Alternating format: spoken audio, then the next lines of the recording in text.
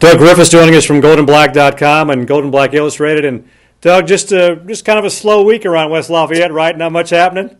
Oh, yeah, leading into the Final Four, and Purdue's out of both tournaments, men's and women's, and you think, here comes the slow time. Spring football's going to wrap up earlier than normal, and wow, what a week, what a 72 hours it was during that stretch with all the rumors and scuttlebutt about Matt Painter and possibly going to Missouri. Crazy to say the least. Of course, now it's the thing's all over with. We know Coach Painter's sticking around. As you look back over the last 4 or 5 days, what jumps out at you? Well, Clayton, it was like what we heard a lot in the press conference. I think, sure, not to try to read Matt Painter's mind, but, you look at his base salary, and I think to a degree that probably was a little bit of a sticking point, but I don't think this was by any means all about Matt Painter padding his pocket. I think it was a lot of the things behind the scenes, the commitment of not only the athletic department but the university, the men's basketball, and to get Purdue more on a level playing field with some of the schools they're expected to contend and beat on a regular basis in the conference and nationwide. So, I think that this was as much about, let's say, Matt going to bat for his assistant coaches' salaries and pretty much everything behind the scenes in his program as it was of, being a rich payday for him. I thought Coach Painter and Morgan Burke were pretty vanilla, pretty vague in terms of those resources and what they were going to do. Did you ever get a handle on kind of what happens next in terms of making sure the assistants are taken care of, recruiting's taken care of? I mean, what are we going to see in terms of steps of improvement? Well, yeah, Clayton, that was probably one of the most disappointing things to come out of that press conference. I wish Morgan would have been a little more candid, but not that I expected him to be, completely forthcoming, and I can understand too, like Matt said when he was asked if the Missouri job was in fact offered to him, and, coaches watch what they say, and they try to keep, private conversations, private meetings, private as much as they can in the digital crazy world we live in. Right. But, talking to the Gene Cadeys and going back years, you've been around Purdue athletics and certainly have covered it a long time. This isn't a Matt Painter problem or an issue that's come to the forefront. You can go back to when Gene Cadey was here. I can remember when he, would lobby for his assistant coaches and the pay they were getting or not getting compared to their Big Ten brethren, and specifically Bruce Weber and Joe Tiller.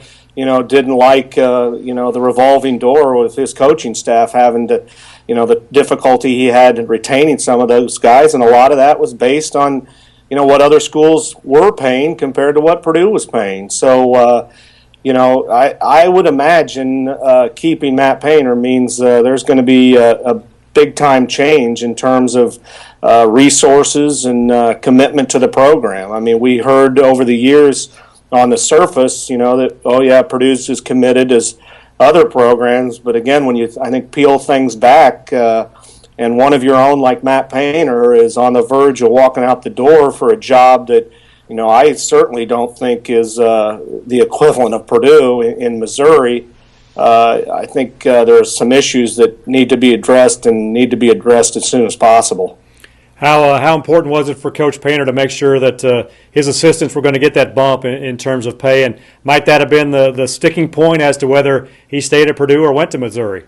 I think, we're going to all play armchair quarterback probably until the end of time on this thing. But, if I was making out my list, I would think that assistant coach's pay would be at the top of the list, because any coach in America is going to tell you how important continuity is. And the fact of the matter is, you just can't lose the Rick Rays of the world to, again, nothing to take away from Clemson, but, a job like Clemson, an assistant coaching job like Clemson, it's one thing to lose coaches like Conzo Martin to Missouri State where they become head coaches, but, eventually you got to put a Band-Aid on some things, stop the bleeding, and stop the constant turnover on coaching staffs. And there's so few coaches anyway, on the staff And, you get so close to these guys, and they really are. I mean, they spend as much time with those guys as they do their families that, they don't want to have to change, watch them walk out the door and go through the interview process with new guys every other year. How close was it as you look back? How close was Coach Painter going in terms of leaving Purdue and going to Missouri? How close was it in your mind? That's another thing. We'll probably never know exactly, but in my humble opinion, I think it's safe to say he probably had one foot out the door, because I'm sure, again, and I'm just drawing on how long I've been covering Purdue athletics, but this hasn't been, a problem that surfaced overnight. And Matt knew, I probably caught a lot of wind of it when he was playing at Purdue. And so he knew, and probably in the back of his mind, he had to question whether the culture would change at Purdue, and if it was going to change at Purdue. And I think that is one of the big stories, and not that you'll ever probably get any of the higher-ups to talk about it, because it's all hypothetical now since Matt's staying here. But, had Matt left, how tightly knit group the coaching fraternity is.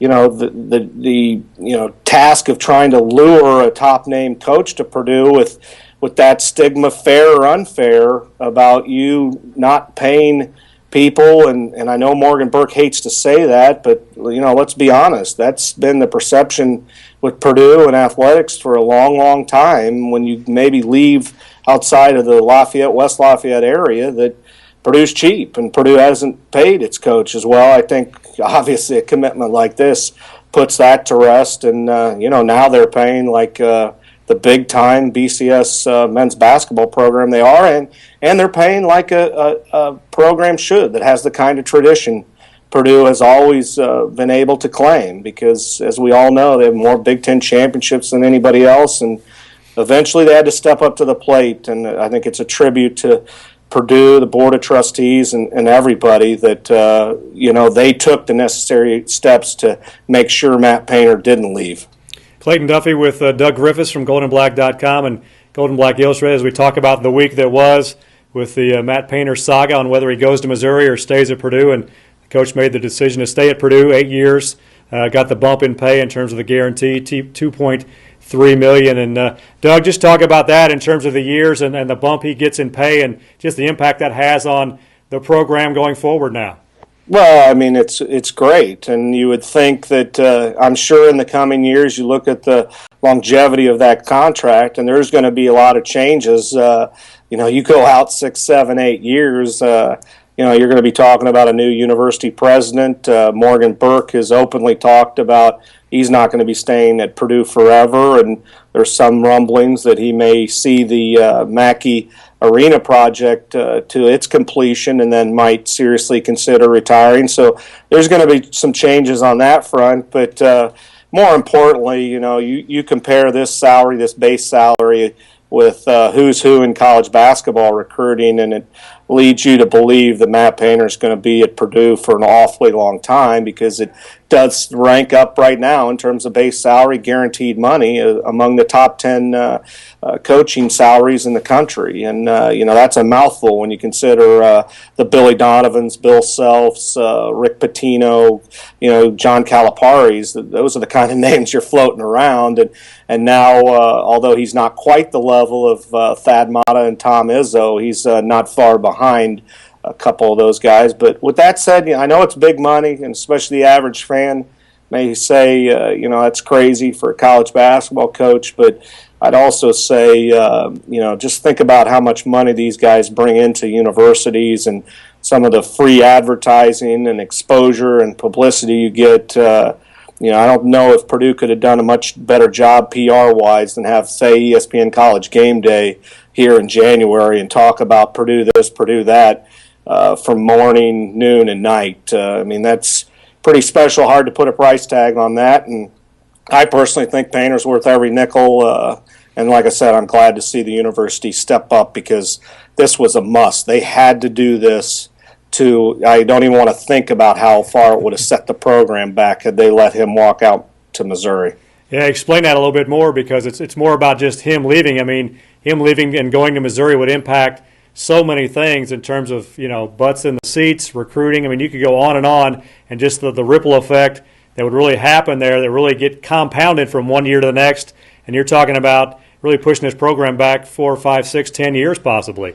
Oh, yeah, Clayton, you took the words right out of my mouth. I was going to say the ripple effect, when it would have ever stopped, I don't know, because it was really the perfect storm. I mean, here you're on the verge of unveiling the $100 million Mackey Arena renovation and expansion project in November. You have those special club seats, licensees to sell as far as that goes. And I was recalling, when Gene Katie's program, and I talked off air with you about when Katie's program was on the decline and he was in the latter part of his days at Purdue. You did have football on the uptick, and people were thinking about Joe Tiller's program, and rightfully so. And Danny Hope, remains to be seen if he can get things straightened out. We'll see, in year 3. But certainly it's fair to say football now isn't nearly the level it was when Katie's program was struggling and they were about to go into transition with Matt Painter being the successor. So I think it was imperative. This is the last 4 years. They're arguably been the best in Purdue basketball history when you look at wins and how they fared against other Big Ten competitions. So you almost have to strike when the kettle's hot, as they say. Matt Painter's hot. He's a hot commodity. I think that's why you saw Missouri come after him, and obviously why you saw Purdue bend over backwards to make sure, a catastrophe, if you will, didn't happen. I know it's only, we got to put it in perspective. It is only college basketball, but certainly for the livelihood and thrivingness, if you will, of the athletic department, this was a must-have. Probably the biggest recruit, that I can ever remember Purdue getting. Doug Griffiths joining us from goldenblack.com and Golden Black Illustrated as we review the saga that was Matt Painter's decision to stay at Purdue and telling Missouri thanks but no thanks. And Doug, I've been thinking throughout the week, what if he doesn't answer the phone from Missouri? What if he doesn't talk to Missouri? Do we go through all this stuff? Do we go through the drama? Do we go through the back and forth? Is there a news conference? Is there a new contract? What would have happened if he hadn't answered? Yeah, that's another great question. I mean, it's like endless storylines, is it not, to this story? And what I would say, Clayton, is if it wasn't Missouri, it was going to be another school. If it wasn't this year, it might not have been next year, but the year after. And I think, again, now sort of everything is exposed a little bit, and people now, their eyes are opened a little bit wider, let's say, to maybe some of the problems, if you want to label them problems, or at least issues that Purdue has to address. And the one thing that I took that Morgan, I thought, really hit the nail on the head yesterday was, in a lot of ways, is sort of a healthy process because it does let a lot of people and important people open eyes and evaluate, not only the coach's salary, but everything else that goes in building a successful men's basketball program. So I think even though, Purdue probably took a PR hit the last 72 hours or so, I think in time, this is going to send a message to a lot of people and probably dispel a lot of those, things that had circulated over time about Purdue, not paying its coaches, because now certainly you can say, well, our men's basketball coach is, honored with such an incredible contract and really a historical contract in terms of Purdue ever paying, they've never paid a head coach anywhere close to this kind of money. And like I said, this was the time. I mean, you have a lot of issues, private funding. They still have to raise about $5 million on that Mackey Arena facility, and I think it's going to have a drastic effect on, John Purdue Club memberships. I think the booster group for Purdue is going to see an uptick, and I think this is sort of a call to action. I think you're going to see some people, maybe invest a little bit more in their alma mater or the school they follow. So, again, I think a lot more good's going to come out of it than maybe some of the negative publicity they got, in the hours leading up to Matt's final decision. So you think some of this stuff was kind of festering behind the scenes. I mean, I don't know if you can correlate it to the team kind of, falling off the high performance level they had over the last month of the season. But you feel like this had been there long before Missouri made the phone call.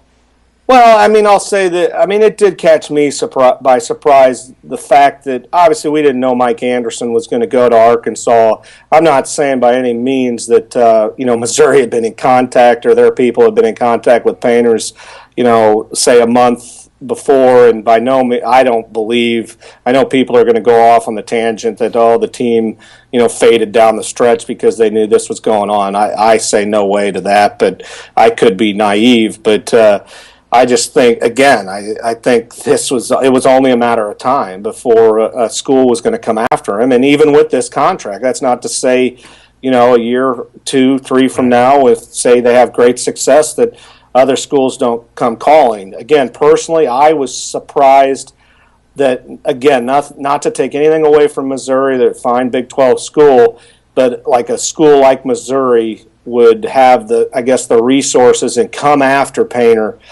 so hard. I mean, they made no bones about it. He was their guy, their number one pick, number one guy on their board. And, they were going to throw everything and anything his way to try to make it happen. And, again, I think as I'm talking to Gene Cady, going all the way back to his courtship with Arizona State in the late 80s, there wasn't near the money that was being floated around like we talk about today. So it's hard to compare those two eras, but I think what Purdue had working in its favor was Matt's a Purdue guy and a loyal guy, and to me, he doesn't come off, conceited and money-driven and money-hungry, and he wants what's best, certainly for his program, and I think he wants what's best for his school, too.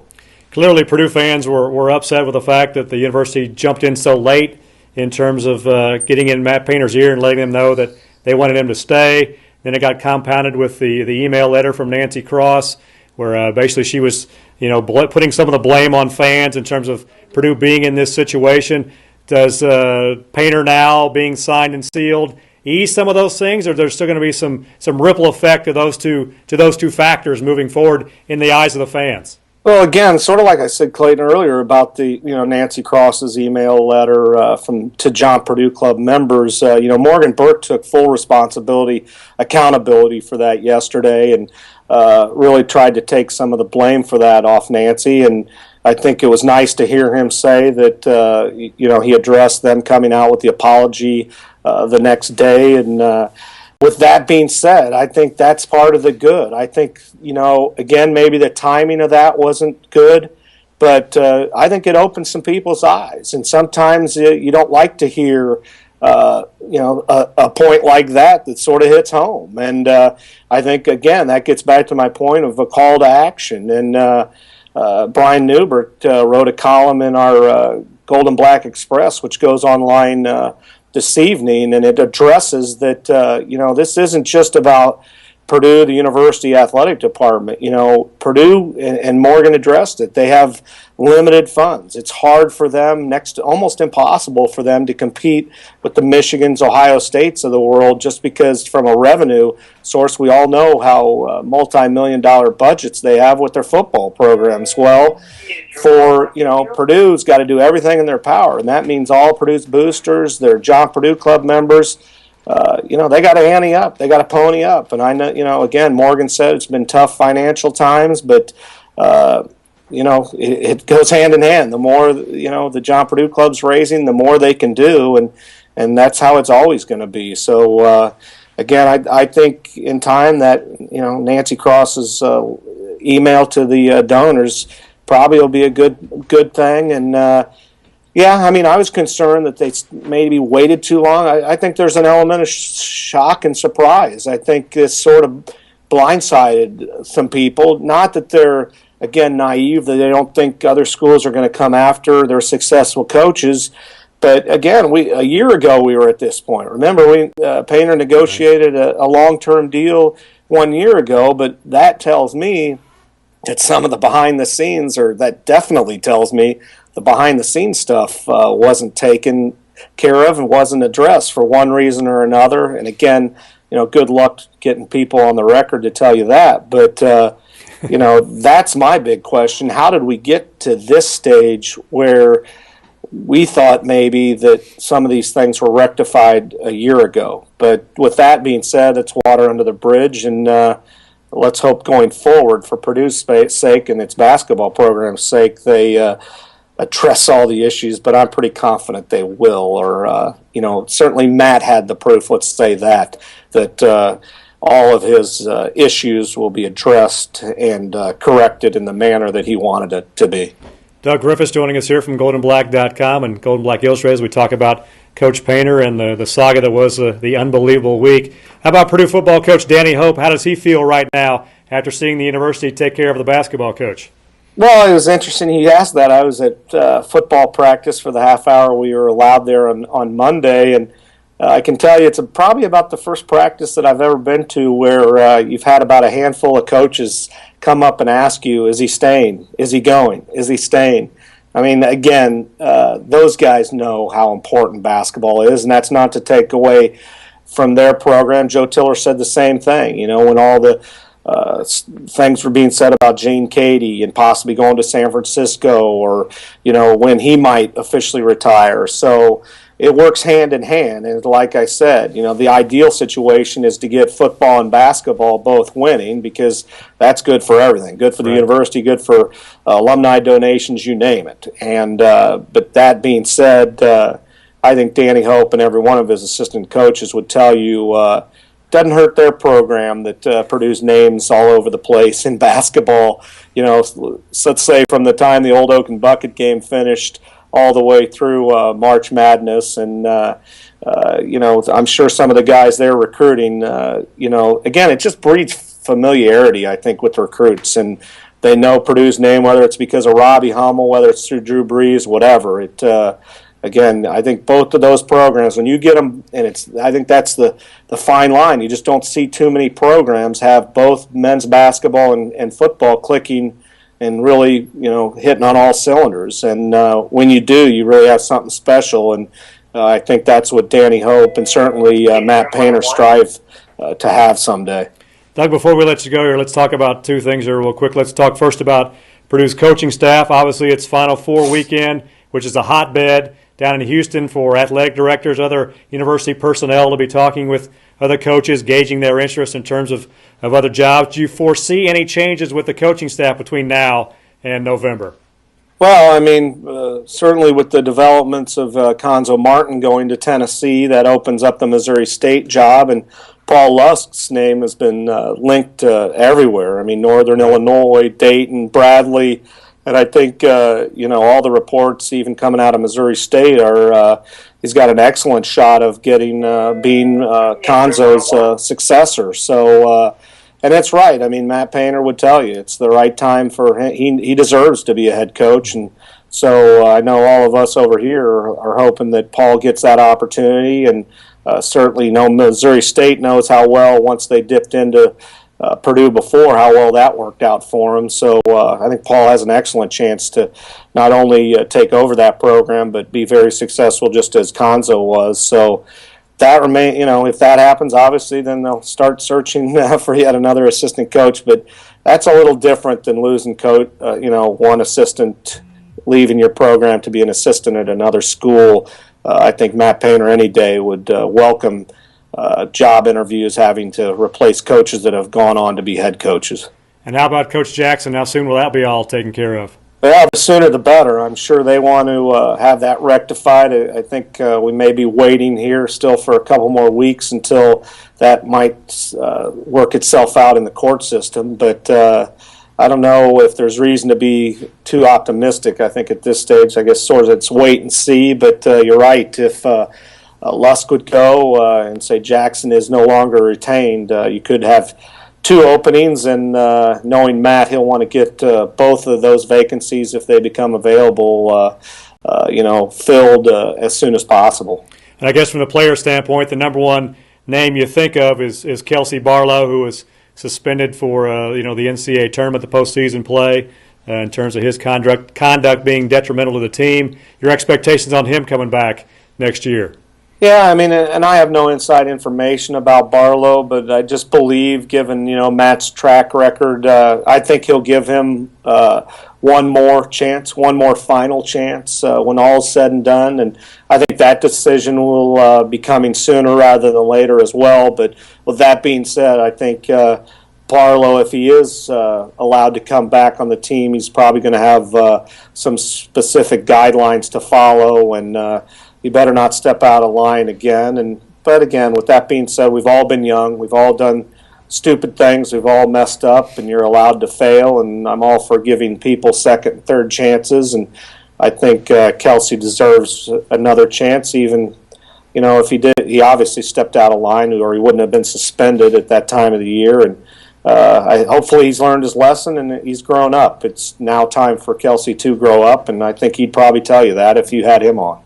And how big was the sigh of relief from the current players and the future Boilermakers when they found out that their coach is going to stick around? Well, I can tell you there's even a sigh of relief from the past players, Clayton. Brian talked to Chris Kramer and Brian Cardinal, and as you know, Cardinal follows this program religiously. Right. That's no surprise to anybody. But it's interesting when you hear guys that played slightly a few years later than Matt, and how close they've gotten to Matt through the years and what they think of him. I think more than anything, you can talk to coaches, whether it's Tom Izzo or whoever, and hear them sing Painter's kudos and things. But when you start hearing it from guys like Brian Cardinal, and Brian Cardinal is tweeting, what a great day it is to be a Purdue fan. I think that speaks volumes about, just the importance of Matt Painter. And although Robbie Hummel yesterday wouldn't go so far as to say Painter's the face of the university, he did say he's the face of the basketball program. And I think there's a case to be made, again, in this digital age that we live in, and it may be crazy to some to say this, but I think Matt Painter's popularity might be right up there with Gene Katie's when Katie was at an all-time high. I just think it's a different animal nowadays with blogs, message boards, you name it. I think Matt Painter is awfully, awfully popular, and I think that's why you saw this hit such a nerve, and you saw the shockwaves throughout the country when it came to Purdue fans responding to this, and it was a huge, like I said, a huge get, perhaps maybe the biggest recruit in Purdue history, keeping one of their own. Doug Griffiths from Gold and Black Illustrated and goldenblack.com. Doug, we appreciate the time and all the information, and I wish you a peaceful weekend. Cross our fingers. Thanks, Clayton.